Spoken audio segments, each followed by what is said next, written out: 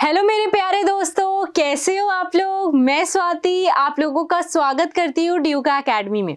तो दोस्तों, आज हम एक बहुत ही ब्यूटीफुल सी स्टोरी पढ़ने वाले हैं, एक चैप्टर पढ़ने वाले हैं जिस चैप्टर का नाम है अ ट्रूली ब्यूटीफुल माइंड। ये क्लास 9th का 4th चैप्टर है बिहाइव बुक का। ठीक है दोस्तों, इसमें क्या बताया गया है, इसमें एल्बर्ट आइंस्टाइन, सब जानते होंगे एल्बर्ट आइंस्टाइन को कि कौन थे एल्बर्ट आइंस्टाइन। इसमें एल्बर्ट आइंस्टाइन जी की स्टोरी बताई गई है, एक तरीके से बायोग्राफी बताई गई है उनकी, उनके बर्थ से लेके उनके डेथ तक की, कि उन्होंने क्या क्या अचीव किया, उनके अचीवमेंट्स क्या क्या रहे, उन्होंने पीपल्स के लिए क्या क्या किया, ह्यूमैनिटी दिखाई थी बहुत ज़्यादा। वो बहुत ही ह्यूमैनिटी दिखाने वाले इंसान थे, पीपल के प्रति, लोगों के प्रति वो बहुत ही मदद करने वाले इंसान थे एल्बर्ट आइंस्टाइन जो थे हमारे। तो हम उन्हीं की स्टोरी पढ़ने वाले हैं, उनके बर्थ से लेके, उनका जन्म कैसे हुआ, कहाँ हुआ, वहाँ से लेके डेथ तक की, कि उनकी डेथ कब हुई। ठीक है दोस्तों, तो स्टार्ट करें, चलिए शुरू करते हैं।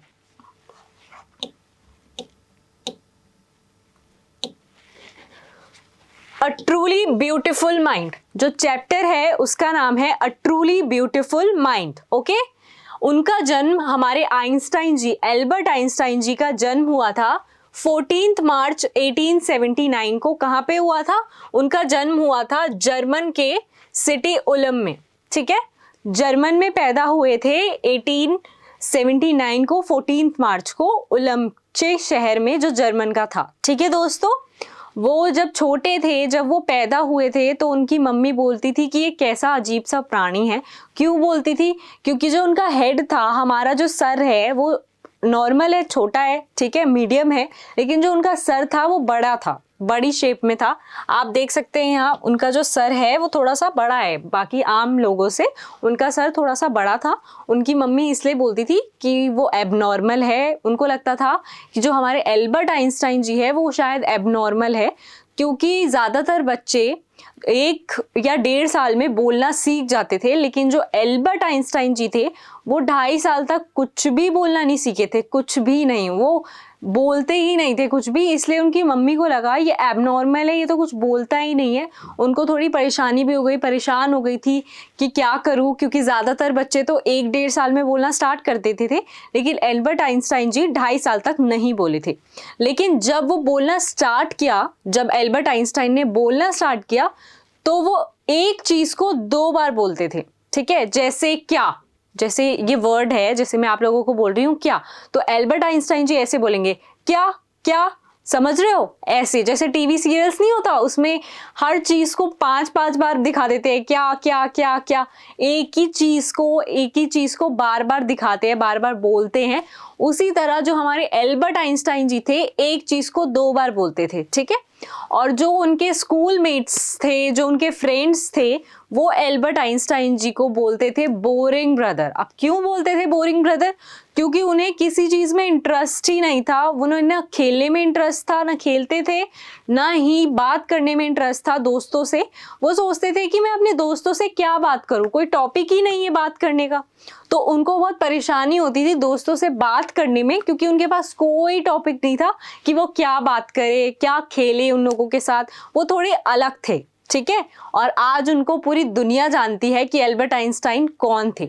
तो वो थोड़े अलग थे, वो हमारे जैसे ही इंसान थे, वो नॉर्मल थे, वो इतने इंटेलिजेंट नहीं थे पहले, जैसे हम लोग हैं वैसे ही थे वो। ठीक है, तो वो बाद में जाके वो बहुत बड़े इंसान बने, बहुत बड़े साइंटिस्ट बने, लेकिन बचपन में वो नॉर्मल थे, हमारे तरह ही थे, इतना भी इंटेलिजेंट नहीं थे वो। ठीक है, बाद में जाके वो एज अ साइंटिस्ट बने। ठीक है, तो उनके फ्रेंड्स, मैं बता रही थी आपको कि बोरिंग ब्रदर क्यों कहते थे, क्योंकि उनको इंटरेस्ट ही नहीं था। लेकिन उनको इंटरेस्ट था मैकेनिकल टॉयज में। जो टॉयज होते हैं मैकेनिकल टॉयज, उनमें हमारे एल्बर्ट आइंस्टाइन जी को बहुत ज़्यादा इंटरेस्ट था, वो उससे बहुत ज़्यादा खेलते थे। अब इतना ज़्यादा इंटरेस्ट था, आप लोग बोलोगे कि कितना इंटरेस्ट था, अरे बताती हूँ, इतना ज़्यादा इंटरेस्ट था कि पागलपंती तक आ गए थे हमारे एल्बर्ट आइंस्टाइन जी। क्यों? क्योंकि जब उनकी बहन पैदा हुई थी, उनका नाम था माजा। ठीक है, उनकी बहन का नाम माजा था, और उन्होंने जब जन्म लिया एल्बर्ट आइंस्टाइन जी की सिस्टर ने, तो वो बोल रहे थे कि चलो अब जन्म तो ले लिया है, बट इनके पहिए का है, इसके पहिए का है। तो आप लोग सोच रहे होंगे कि हे भगवान, कितना ज़्यादा पागलपन हो गया था उनको। तो वही बोल रहे थे मैकेनिकल टॉयज इतने ज़्यादा पसंद थे कि जब उनकी सिस्टर ने जन्म लिया कि अच्छा ठीक है, जन्म तो ले लिया है बट इसके पहिए कहाँ हैं, पहिए कहाँ से लाए भाई, वो इंसान है, वो लिविंग बीइंग है, लिविंग है, वो नॉन लिविंग थिंग नहीं है कि उसके पहिए होंगे। तो आप सोचो कि कितनी ज़्यादा पागलपंती थी। ठीक है दोस्तों, तो अब आगे की स्टोरी देखते हैं हम। तो आगे मैं आप लोगों को बताती हूँ कि जो एल्बर्ट आइंस्टाइन जिस स्कूल में पढ़ते थे, मुनीच के स्कूल में, हाई स्कूल में पढ़ते थे, वहाँ के जो हेड मास्टर थे वो उनको लगता था कि जो एल्बर्ट आइंस्टाइन है वो किसी भी फील्ड में चला जाए कोई भी सक्सेस नहीं मिलेगा, उनको कोई भी सक्सेस नहीं मिलेगा, नाम नहीं कमा पाएंगे किसी भी फील्ड में चले जाए। तो एल्बर्ट आइंस्टाइन जी को बुरा लगा, उन्होंने एज अ चैलेंज ले लिया कि इसने मुझे एज अ चैलेंज दिया है कि मैं तो कुछ कर ही नहीं सकता। तो उन्होंने इसको एज अ चैलेंज ले लिया कि अच्छा रुको, अब मैं बताता हूँ, मैं करके दिखाऊंगा, कैसे नहीं कर सकता मैं। तो एल्बर्ट आइंस्टाइन जी ने करके दिखाया। उन्होंने अपने स्कूलिंग टाइम पे हाईएस्ट स्कोर किया था और सबसे अच्छे मार्क्स लेके आए थे, A+ ऐसे ग्रेड लेके आए थे एल्बर्ट आइंस्टाइन जी। और उन्होंने बोला कि मैंने तो अब गलत साबित कर दिया है सर को, उन्होंने मुझे बोला था ना कि मैं किसी भी फील्ड में चला जाऊं, मैं कोई नाम ही नहीं कमा सकता या फिर मैं अच्छे मार्क्स ही नहीं ला सकता, लेकिन एल्बर्ट आइंस्टाइन जी ने बोला कि मैंने तो करके दिखा दिया। तो यही होता है कि बोलना और करना। ठीक है, बोलने से तो बहुत कुछ हो जाता है। एल्बर्ट आइंस्टाइन अगर उस टाइम बोलते कि हाँ आप ऐसे बोल रहे हो ना था कि मैं दिखा दूंगा, बोलने से कुछ नहीं होता, उन्होंने करके दिखाया कि हाँ, उन्होंने अच्छे ग्रेड्स ला के दिखाए। ठीक है दोस्तों, उसके बाद क्या होता है, उनको ना स्कूल से तंग आ जाते हैं, वो बहुत ज़्यादा उनके जो स्ट्रिक्टनेस होती है, जो रूल्स और रेगुलेशंस होती है, वो स्कूल से बहुत ज़्यादा तंग आ जाते हैं। वो बोलते हैं कि मुझे ना ये रूल्स एंड रेगुलेशंस नहीं पसंद, इतनी स्ट्रिक्टनेस नहीं पसंद। हाँ, एक बच्चा तंग आ जाता है अगर ज़्यादा ही स्ट्रिक्टनेस दिखाओ तो। रूल्स और रेगुलेशंस होने चाहिए, मैं मानती हूँ, बट ज़्यादा रूल्स और रेगुलेशंस लगाओगे तो बच्चा तो हाथ से फिसल ही जाएगा। वो बोलेगा इतने रूल्स और रेगुलेशंस मैं नहीं देख सकता। तो एल्बर्ट आइंस्टाइन जी ने यही कहा कि मुझसे नहीं होगा भाई, मैं तो अब स्कूल नहीं जाऊंगा, स्कूल मैं छोड़ रहा हूँ, मेरे से नहीं होने वाला, इतने रूल्स और रेगुलेशंस मैं नहीं सहता। तो उन्होंने ना 15 साल की एज में स्कूल को टाटा बाय बाय बोल दिया था। ठीक है, उसके बाद उन्होंने क्या किया, आगे की स्टोरी में आप लोगों को बताती हूँ। उन्होंने जब स्कूल छोड़ दिया, जब उनकी स्कूलिंग कंप्लीट हो गई, तो उन्होंने यूनिवर्सिटी ऑफ ज्यूरिक में एडमिशन लिया। ठीक है दोस्तों, यूनिवर्सिटी ऑफ ज्यूरिक में एडमिशन लिया। उसके बाद जो यूनिवर्सिटी ऑफ ज्यूरिक था वो कहाँ पे था, वो था जर्मनी में। ठीक है, वहाँ पे उन्होंने एडमिशन लिया और वो बहुत ज़्यादा इंटेलिजेंट थे। वो मैथ्स जो था उनका बहुत स्ट्रॉन्ग था और जो फिजिक्स था उनको बहुत ज़्यादा इंटरेस्ट था फिजिक्स में। अब मैथ्स फिजिक्स तो ठीक है, वो इंटरेस्टेड तो थे इन सब चीज़ों में, मैथ्स में इतने स्ट्रॉन्ग थे, फिजिक्स तो उनके ऐसे हाथों का खेल था कि फिजिक्स जितने भी मुश्किल सम्स आ जाए वो करके दिखा देते थे। मैथ्स में और फिजिक्स में बहुत ज़्यादा इंटरेस्ट रखते थे। कौन रखता था? Albert Einstein. तो उन्होंने यूनिवर्सिटी ऑफ ज्यूरिक में एडमिशन लिया। वहाँ पे उनकी मुलाकात हुई एक प्यारी सी लड़की से, उनको देख के ही उनसे प्यार हो गया। क्या नाम था उस लड़की का? उस लड़की का नाम था मिलेवा मेरिक। तो अल्बर्ट आइंस्टाइन को उनको देखते ही वो लड़की इतनी पसंद आ गई, वो बोलते थे कि ये जो लड़की है ना ये मेरे जैसी है, इंटेलिजेंट है, अच्छी है। तो जो मिलेवा मेरिक थी वो बहुत ज़्यादा इंटेलिजेंट भी थी, बिल्कुल एल्बर्ट आइंस्टाइन की तरह थी, बट वो बहुत ज़्यादा चालाक भी थी। तो एल्बर्ट आइंस्टाइन जी को उनसे प्यार हो गया, दोनों को इकरार हो गया। अब प्यार तो होता ही है कॉलेज लाइफ में, तो उन दोनों को भी हो गया। तो मिलेवा मेरिक था उस लड़की का नाम, वो बहुत ज़्यादा चालाक थी। तो जब उन्होंने कंप्लीट की अपनी ग्रेजुएशन उन्होंने कंप्लीट की थी, मैं बताती हूँ, उन्होंने 21 ईयर्स में अपनी ग्रेजुएशन कंप्लीट की थी। लेकिन जब ग्रेजुएशन कंप्लीट की थी वो उस टाइम पे अनएम्प्लॉयड थे, उनके पास कोई काम ही नहीं था, वो ढूंढ रहे थे कि कोई काम मैं कर लूँ। तो उन्होंने एज अ टीचिंग असिस्टेंट अपनी काम की शुरुआत की 1900 में, और उसके बाद 1902 में उनको एक सिक्योर जॉब मिल गई टेक्निकल असिस्टेंट की। ठीक है। तो उनको जॉब मिली, उन्होंने शुरुआत की एज अ टीचिंग असिस्टेंट से शुरुआत की। उसके बाद उन्होंने जो है उनको 1902 में टेक्निकल एक्सपर्ट की जॉब मिल गई, जो उनको सेटल्ड बना रहा था। वो बहुत अच्छे सेटल्ड हो चुके थे उस टाइम पे। लेकिन जब वो सेटल हो गए थे उसके बाद उन्होंने सोचा कि अब ये टाइम है कि मुझे ना शादी करनी चाहिए। तो उन्होंने सोचा कि शादी करनी चाहिए, अब तो कंप्लीट हो गई है ग्रेजुएशन वगैरह, तो अब शादी की बात आई। अब दो प्यार करने वाले हैं, मिलेवा मैरिक है और एल्बर्ट आइंस्टाइन है। तो आपने पिक्चर्स में तो देखा ही होगा, दो प्यार करने वाले होते हैं तो बीच में तो कोई नाक घुसेड़ता ही है। तो यही हो रहा था उन दोनों के साथ। अब क्या हो रहा था उन दोनों के साथ, उन दोनों को एक दूसरे से प्यार है, उन दोनों को शादी करनी है। लेकिन जो एल्बर्ट आइंस्टाइन की मदर है वो बोलती है कि नहीं भाई, नहीं होगी ये शादी।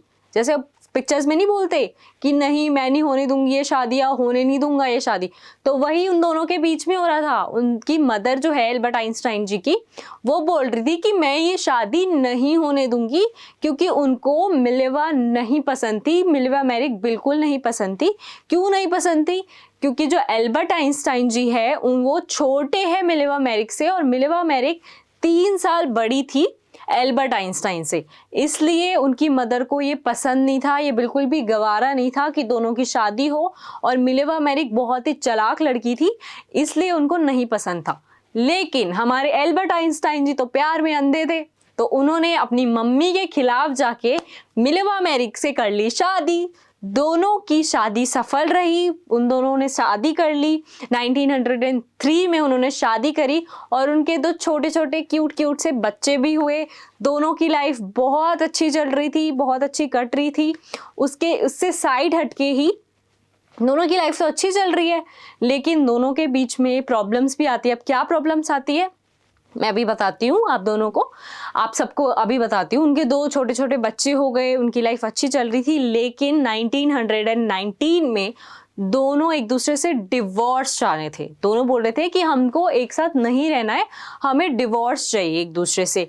अब डिवोर्स क्यों चाहिए? क्योंकि जो मिलेवा मैरिक थी वो सोच रही थी कि मैं सिर्फ एज अ हाउस वाइफ बन के ही रह गई हूँ और बच्चों में ही रह गई हूँ, मैं घर पे ही रहती हूँ हाउसवाइफ बन के, इनको देखना होता है बस, और मेरी कोई ज़िंदगी नहीं है क्या?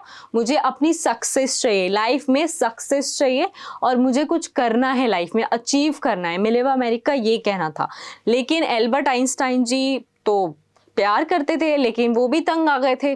वो दोनों एक दूसरे से तंग आ गए थे। 1919 में दोनों का फाइनली डिवोर्स हो गया, वो दोनों एक दूसरे से अलग हो गए थे। लेकिन जो एल्बर्ट आइंस्टाइन जी है वो तो है कूल बंदे। उन्होंने क्या किया, उसी साल अपनी कजन एल्जा से, एल्जा था उनकी कजन का नाम, एल्जा से कर ली शादी उन्होंने। ठीक है, उसी साल अपनी कजन एल्जा से कर ली शादी और उनका उसी साल डिवोर्स हो गया था मिलेवा मैरिक से।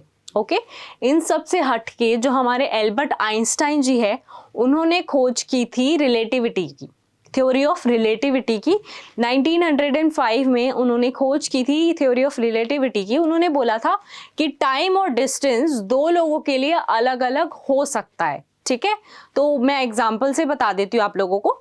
जैसे कि 2 जुड़वा भाई है, ठीक है, एक अर्थ पे है, धरती पे है, और एक को लाइट की स्पीड से भेजा गया है स्पेस में। ओके, वो स्पेस में है और एक धरती पे है। तो जो स्पेस में है वो कुछ टाइम के बाद जब वापस आता है तो उसके लिए तो कुछ हफ्ते ही बीते हैं, जो स्पेस में था उसके लिए कुछ हफ्ते ही बीते या कुछ दिन ही बीते हैं। लेकिन जो धरती पे था, जो अर्थ पे था, उसके लिए तो साल बीत गए।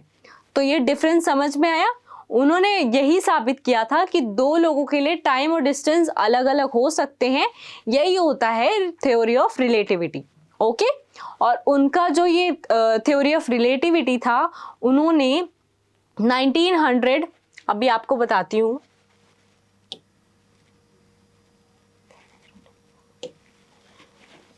उन्होंने अपनी बुक पब्लिश की थी 1915 में। थ्योरी ऑफ रिलेटिविटी के बारे में लिखा हुआ था उस बुक में। और 1919 में, बताती हूँ आप लोगों को, 1919 में ये साबित हो गया जब सूर्य ग्रहण लगा था 1919 में। तो ये साबित हो गया जो थ्योरी ऑफ रिलेटिविटी है वो बिल्कुल सही है। एल्बर्ट आइंस्टाइन ने बिल्कुल सही बताया है। उन्होंने 1915 में बुक पब्लिश करी थी थ्योरी ऑफ रिलेटिविटी के बारे में, जो लिखा हुआ था, सारी जानकारी थी, एल्बर्ट आइंस्टाइन ने सब कुछ लिखा हुआ था। और 1919 में ये साबित हो गया जब सूर्य ग्रहण लगा था कि जो थ्योरी ऑफ रिलेटिविटी है वो बिल्कुल सही है। तो बिल्कुल साबित हो गया। तो अब तो एल्बर्ट आइंस्टाइन जी के मजे आ गए, वो तो बहुत रातों रात फेमस हो गए।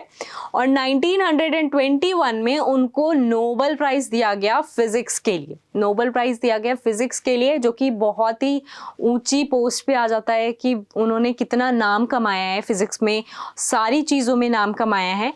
और उनको जब नोबेल प्राइज मिला उसके बाद तो कतार लग गई थी कैमरे वालों की, न्यूज़ चैनल हर जगह वो फेमस हो गए थे। बस कौन फेमस हो गया था? हमारे एल्बर्ट आइंस्टाइन जी, वो बिल्कुल फेमस हो गए थे। और 1933 में जो एल्बर्ट आइंस्टाइन जी है उन्होंने जर्मनी को कर दिया टाटा बाय बाय और चले गए यूएस चले गए थे, क्योंकि वहां पे नाजियंस आ गए थे। जर्मनी में नाजियंस का रूल आ गया था, और वही नाजियंस का रूल आ गया था, उसी के चलते, उसी की वजह से एल्बर्ट आइंस्टाइन वो जगह छोड़ के चले गए थे यूएस। ओके, और यूएस जाने के बाद, एल्बर्ट आइंस्टाइन जी के यूएस जाने के बाद, उन्हीं के 5 साल बाद न्यूक्लियर फिशन का खोज हुई। न्यूक्लियर फिशन की खोज हुई बर्लिन में, जर्मनी के बर्लिन में न्यूक्लियर फिशन की खोज हुई।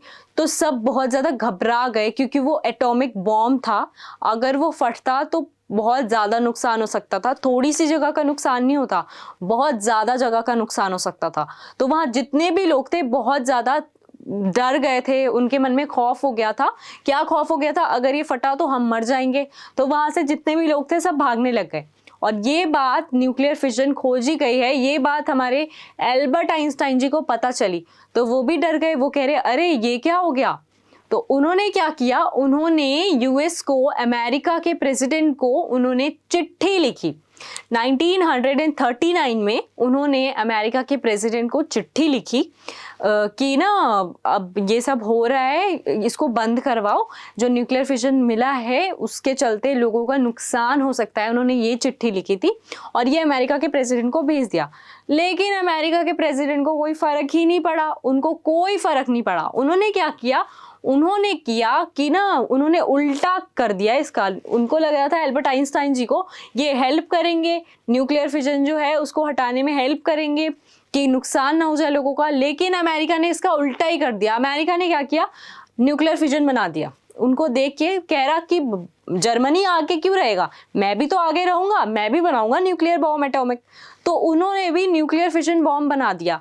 तो डर गए सारे, और उन्होंने इसका इस्तेमाल किया 1945 में। उन्होंने इसका इस्तेमाल किया, किसने इस्तेमाल किया? अमेरिका ने। किस पे इस्तेमाल किया? जापान पे इस्तेमाल किया। 1945 में जापान पे इस्तेमाल किया। जापान के नागासाकी और हिरोशिमा को तबाह कर दिया। उन्होंने इस्तेमाल किया वो बॉम्ब का, और वहाँ पे पूरी जो शहर है वो पूरा तबाह हो गया था, नागासाकी और हिरोशिमा।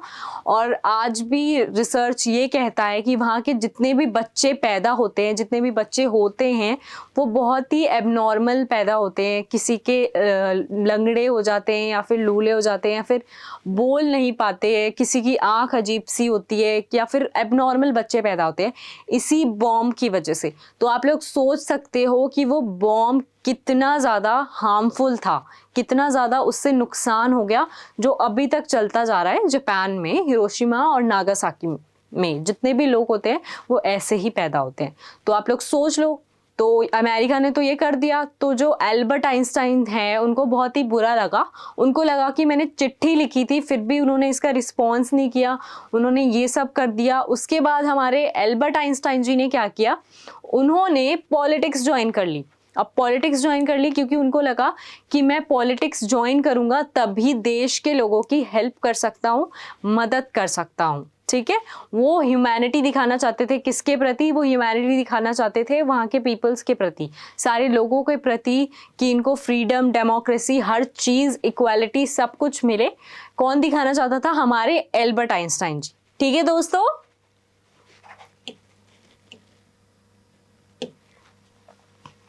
तो मैंने जैसा कि बता दिया, उन्होंने 1945 में जो अमेरिका है उन्होंने नुकसान कर दिया था।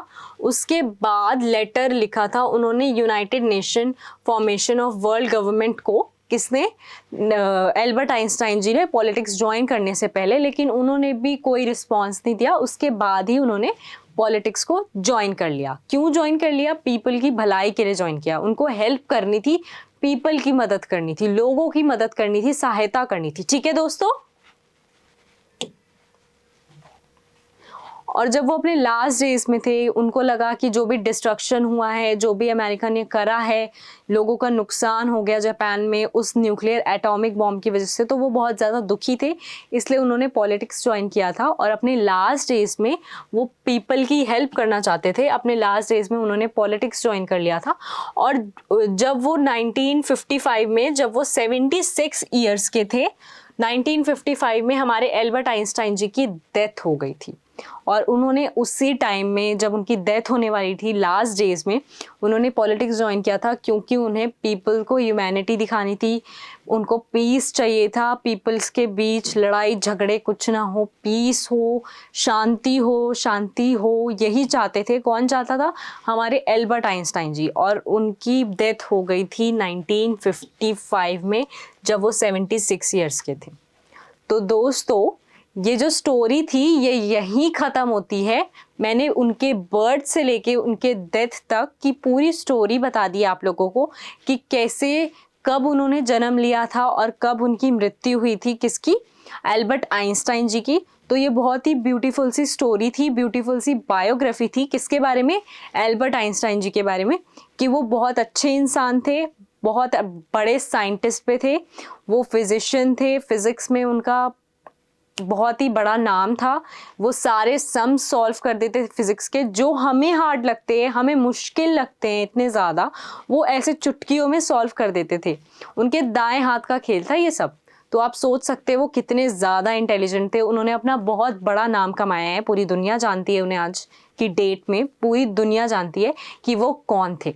तो दोस्तों, मैंने आप लोगों को चैप्टर तो बता दिया है, ट्रूली ब्यूटीफुल माइंड। तो चैप्टर आप अच्छे से समझ ही गए होंगे। तो चलिए अब उसके क्वेश्चन आंसर्स देख लेते हैं, जो आपके पेपर में आ सकते हैं, वो क्वेश्चन आंसर्स देख लेते हैं। ठीक है दोस्तों, तो चलिए स्टार्ट करते हैं।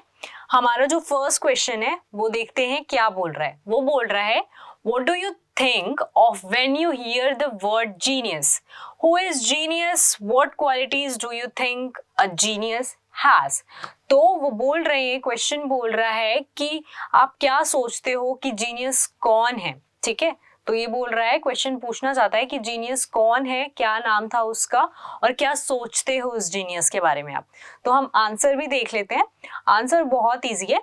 तो आई थिंक, आपको, आप ऐसे लिख सकते हो कि यू थिंक या फिर आई थिंक, आपको ये लिखना है आई थिंक। ठीक है, क्योंकि वो आप अपने लिए कर रहे हो, अपने लिए क्वेश्चन पेपर जब मिलेगा तो उसको आंसर शीट पे अपने लिए लिख रहे हो कि आप क्या सोच रहे हो। क्वेश्चन ने पूछा तो आप आंसर दोगे कि I think of Albert Einstein,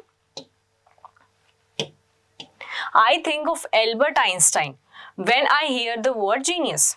तो आंसर में ये लिखा है कि मैं जब वर्ड सुनता हूँ जीनियस, तो मैं एल्बर्ट आइंस्टाइन के बारे में सोचता हूँ, क्योंकि एल्बर्ट आइंस्टाइन को जीनियस बोला जाता है ना, सब जानते हैं। फिर आगे है, a genius is a person with exceptional intellectual और क्रिएटिव एबिलिटीज। तो जीनियस पर्सन होता है जिसके अंदर एबिलिटीज होती है, क्रिएटिव माइंड होता है उसका। तो ये बोला गया आंसर में। ओके, और लिखा है कि genius has a strong drive, devotion and curiosity to gain knowledge. तो जो जीनियस है उसके अंदर क्यूरियोसिटी होती है किसी भी नॉलेज को गेन करने के लिए, यही लिखा हुआ है। ठीक है, तो जीनियस कौन होता है? जिसके पास नॉलेज होती है, हर चीज की नॉलेज होती है, और वो अपने माइंड को यूज करके, अपना नॉलेज यूज करके हर चीज को देखता है, समझता है, फिर ही अप्लाई करता है। ठीक है दोस्तों, तो नेक्स्ट है, आप इसे पॉइंट्स भी बना के लिख सकते हो कि पहला पॉइंट ये हो गया, दूसरा पॉइंट ये हो गया, तीसरा पॉइंट ऐसे हो गया। आप इसको पॉइंट्स भी बना के लिख सकते हो, क्योंकि पॉइंट्स में ज्यादा मार्क्स मिलते हैं। ठीक है, पैराग्राफ में मत लिखना, पॉइंट्स में लिखना। ओके दोस्तों, तो चलिए हम नेक्स्ट क्वेश्चन देखते हैं। तो नेक्स्ट क्वेश्चन क्या बोल रहा है कि who had these opinions about Einstein. तो ये जो ओपिनियंस दिए गए हैं, ये जो क्वेश्चंस दिए गए हैं, तो ये किसके ओपिनियंस थे, किसके विचार थे आइंस्टाइन के बारे में, ये क्वेश्चन पूछ रहा है। तो पहला है कि ही वॉज बोरिंग। तो ही वॉज बोरिंग किसने बोला था, कौन बोलता था ही वॉज बोरिंग? तो आंसर में देखिए, आप लोग देख सकते हैं, Einstein's playmates thought that he was boring. तो कौन सोचता था कि वो बहुत बोरिंग है? मैंने आपको चैप्टर में भी बताया था, उसके स्कूल मेट्स, उसके साथ जो खेलते थे, वो सोचते थे वो बहुत बोरिंग है। आइंस्टाइन उसको बोरिंग ब्रदर का नाम दे दिया था। ठीक है दोस्तों, अब नेक्स्ट देखते हैं हम। नेक्स्ट क्वेश्चन जो पूछा गया है, he was stupid and would never succeed in life. तो किसने सोचा था, किसके ओपिनियन थे कि वो बहुत स्टूपिड है, वो कभी भी लाइफ में आगे नहीं बढ़ पाएगा, किसी भी फील्ड में जाएगा तो वो कुछ नहीं कर पाएगा? आइंस्टाइन के हेड मास्टर ने, ठीक है, उनके ओपिनियंस थे कि जो आइंस्टाइन है, जो एल्बर्ट आइंस्टाइन है, वो अपनी लाइफ में कुछ भी गेन नहीं कर पाएंगे। ठीक है, तो आंसर आप देख लो कि Einstein's head master thought that he was stupid and would never succeed at anything in life. Okay दोस्तों, अब नेक्स्ट क्वेश्चन पूछा गया है, he was a freak। तो किसने बोला था ये he was freak, किसके ओपिनियन थे ये? तो आंसर में हम देखते हैं कि Einstein's mother thought that he was a freak। तो फ्रीक मतलब कि अजीब सा इंसान, ठीक है। तो आइंस्टाइन की मदर सोचती थी कि वो बहुत अजीब सा इंसान है, एबनॉर्मल है, क्योंकि वो 1.5 साल तक बच्चे बोलना स्टार्ट कर देते हैं, लेकिन जो हमारे आइंस्टाइन जी थे वो 2.5 साल तक कुछ नहीं बोलते थे। ठीक है, और जब उन्होंने बोलना स्टार्ट किया तो एक चीज को 2 बार बोलते थे, जैसे मैंने आपको बताया है इस चैप्टर में समझाते हुए। जैसे फॉर एग्जाम्पल क्या, तो आइंस्टाइन बोलेंगे क्या क्या। ठीक है, समझ गए आप लोग? ओके, तो नेक्स्ट क्वेश्चन हम देखते हैं। नेक्स्ट क्वेश्चन है, how did Einstein react to the bombing of Hiroshima and Nagasaki. तो आइंस्टाइन ने कैसे बिहेव किया था जब बॉम्ब फट गया था, अमेरिका ने बॉम्ब को यूज करा था 1945 में हिरोशिमा और नागासाकी पे। तो आइंस्टाइन के क्या विचार थे उस टाइम पे, क्या सोच रहे थे? आइंस्टाइन सोच रहे थे कि उनको बहुत बुरा लग रहा था कि नागासाकी और हिरोशिमा के जितने भी लोग हैं, उनकी पूरी चीज, उनका सब कुछ बर्बाद हो गया उस बॉम्ब की वजह से, क्योंकि बॉम्ब सब कुछ तबाह कर देता है। ठीक है दोस्तों, तो इसमें हम आंसर देख लेते हैं, क्योंकि आप जब जाओगे आंसर लिखोगे तो आपको इंग्लिश में ही बताना पड़ेगा, तो एज अ पॉइंट्स लिखना। ओके दोस्तों, तो लिखा है, Einstein was profoundly disturbed by the magnitude of the destruction caused by bombing of Hiroshima and Nagasaki. He even wrote a public letter to the United Nations proposing the formation of world government.